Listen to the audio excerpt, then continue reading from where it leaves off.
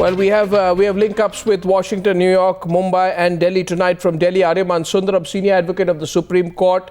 From New York, Ravi Batra, Senior Advocate in New York. I would like to say this about Ravi Batra, that he's coming back on the program. Last time, unfortunately, when he came on the program, we got into a heated exchange and there was a misunderstanding and he said, I'll never come back on your program. So I think it is gracious of him to come back on the program tonight. I say that on record. Ravi Batra, good to see you tonight. Because I know that on several issues you don't pull back your punches, and we like people who shoot from the hip. Now, Chidanand Rajgada, foreign editor of the Times of India, Sohail Seth from Mumbai, managing partner Counselage after a long time, KC Singh, former Secretary, Ministry of External Affairs. Now, Ravi Batra, I don't mean to say this to just provoke you, but you know, it's too much. It's too much. The hate crimes against Sikhs in the United States. I remember last August, gunmen attacked devotees in a Sikh temple in Wisconsin. 7 people were killed and several others were injured. Now, it has to be a totally insensitive, uncaring society and country that allows the Sikh community to constantly be the target of such hate attacks again and again. And you cannot get away tonight, Ravi Batra, by saying this is an odd exception and, you know, you are looking at one incident in isolation.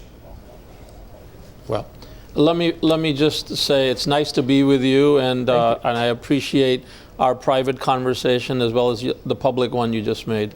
And you are a star among anchors, so it's fun to be with you. Now, as to the substance, you know, racism is alive and well, not only in the United States, it's alive and well every country on earth, because it is a disease that affects the human psyche.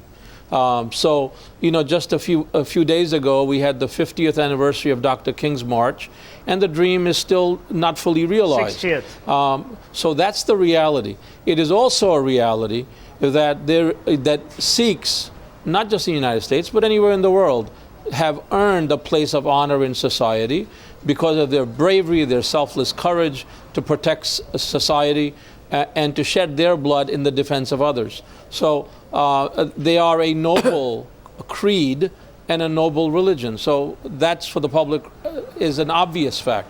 However, when we deal with something like 9/11, can you possibly imagine what Osama bin Laden has done to the American psyche? Oh, please. You know, I know which line of argument you're going towards. That is no defense. Sohail wants to rebut you right away. I allow a rebut to Ravi Batra. I'll come back to you, but Sohail wants to come back. Sohail said. Ravi, I love you and I love your Americanism, and I love the fact that you're the lawyer of every aggrieved Indian. But let me tell you, the Americans have acted like dolts. They've acted superficially, they've acted peripherally, and what's worse, as Arnob rightly said, an America which elected Barack Obama in order to thwart racism, and you were wrong, it wasn't the 50th, it was the 60th year of Martin Luther King. It is tragic that an American individual can't understand the difference between a Sikh and a terrorist. Not everyone who wears a beard is a terrorist. Not everyone who has long hair is a terrorist. By that logic, I would be a terrorist. Arnob would be slightly a terrorist. You know, the tragedy is racism always rears its head when least asked. It is what is beneath your surface when it comes out when you don't want it to. The tragedy is that America has shown itself to be a racist country time and again. And as Arnob said, Miss America 10 days ago, and now the Sikh gentleman.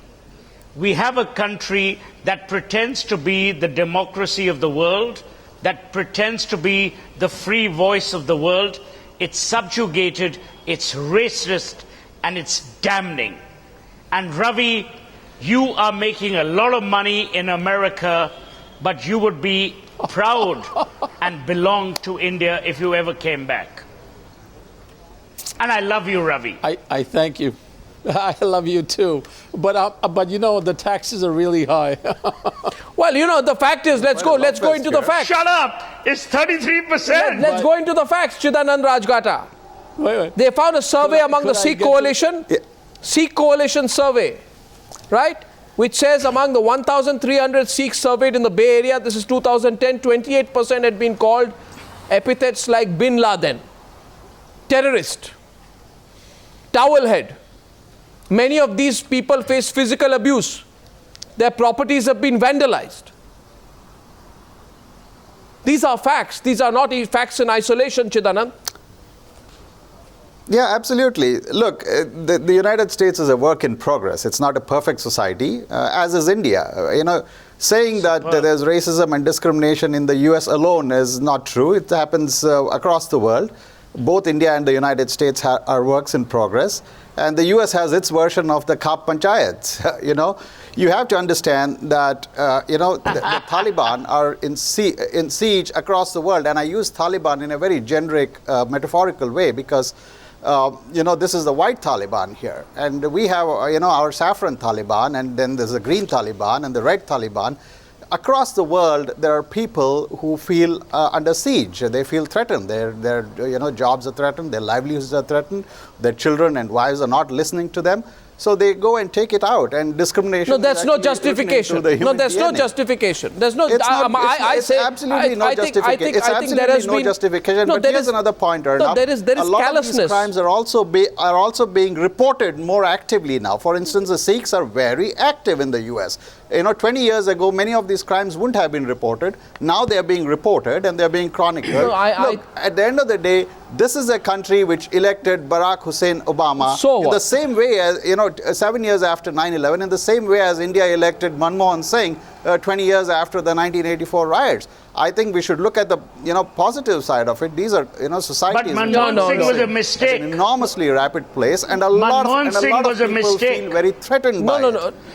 No. You see. I won't get into the politics of it. On a very serious note, why we are concerned is because the kind of online hatred that Miss America, I think her name is Nina Davuluri, the way she received soon after Dulavari, she's a very dear friend of mine. Yes. So the kind of online hatred that Nina, Miss America, received after she was crowned Miss America, right? She was called an Arab.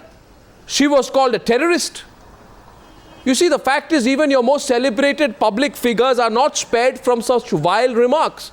Absolutely, and that's happening in India too. You don't know. I'm talking about America, Chidanand. You always bring it back to India. Ravi Batra brings it back to India. Your only line of argument is that India is racist. These are universal instincts. It's not India or America. I'm very sorry. I'm very sorry. You have never seen a situation where any Miss India is questioned for for which part of India she's from or a racist comment is made. I haven't heard of that. I've heard that in America. No. We talk about how dark they are, how fat they are. No. You don't make the kind of racist remarks which have happened in the case of Miss America. And you know that. And you also know that the way, while there have been a number of incidents of hate crimes against Sikhs being reported in the media, the full extent of the problem has not been acknowledged, because till recently the FBI treated all crimes against all Sikhs as anti-Muslim hate crimes.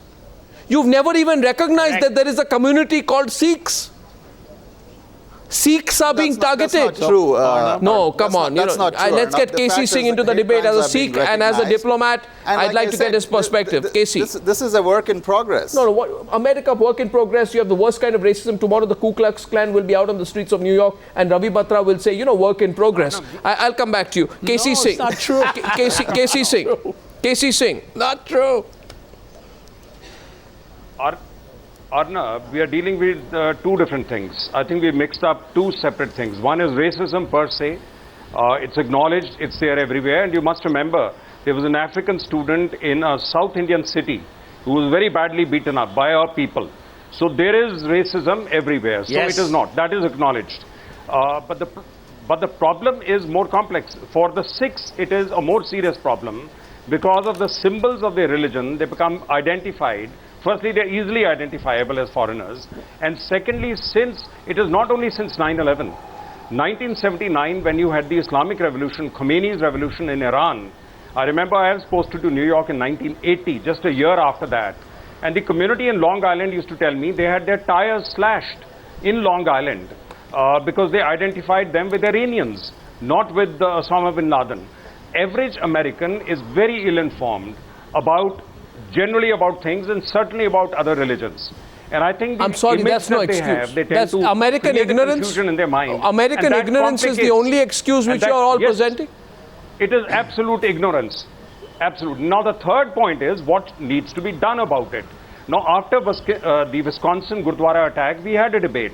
You had a debate, I came on it, etc. I remember that. No, it's not simply enough not enough to say, pass the blame to someone else and say, someone else should have done it. It's a collective effort. I think now that fortuitously Prime Minister is going there, either at his level or some other appropriate level, because when you're going at that level, you're getting access to the higher levels in US government. It should be mentioned. It should be taken up. That this is a primary responsibility of the US government, because most of these 6 would be US citizens. And it is their responsibility to look after them and make sure they don't feel insecure. But you simply because of their religion or the symbols first of all, first of all, you see, there are 2 arguments which are being put. One argument is, why are you complaining? India also is casteist / racist / sexist. To which I would say, look at the pictures I put on the screen tonight. I think these pictures are from the United Kingdom. Watch it. We tied a... Yeah. No, the pictures on air, I just want to explain to our viewers, KC. I'm showing some pictures right now. These are pictures from outside. I think they're in London. No they're about act is excused. 3 weeks old. No X is excused. Everyone must be addressed wherever in the world. 3 weeks old, and the Sikh gentleman who is just a bunch of drunk louts is attacking a Sikh gentleman. These are pictures that were put out on British television. I'm playing them here tonight. That's right. So I'm only asking, these are Indian citizens or citizens of Indian origin abroad are being targeted. We have a right to demand answers, don't we, Ariman Sundaram? We don't have a right to demand answers, or we will just hear the counter argument that you are also a racist, sexist, casteist country, so don't question. Absolutely not.